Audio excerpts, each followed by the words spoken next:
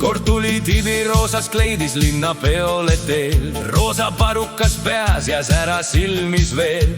Seal seisis politsei, vest seljas kollane ja ütles: vabandage, kas te olete nii lõbusad alati?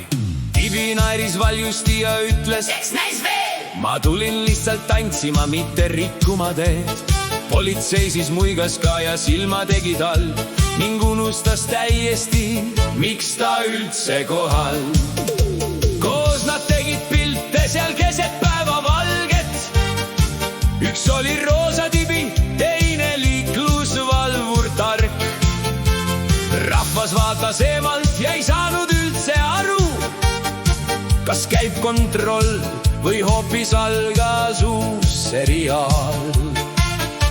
Politsei küsis lõpuks: kas teil lood on kaasas? Tibi vastas rõõmsalt: mul on ainult huulepult kaasas. Seepeale hakkas politsei nii kõvasti naerma, et vesti helkurid lõid peaaegu särama. Nad läksid pärast kohvikusse koogi sööma veel, aga arve maksmisega läks natuke kehvem teel. Tibi ütles: mul rahakott jäi koju täna.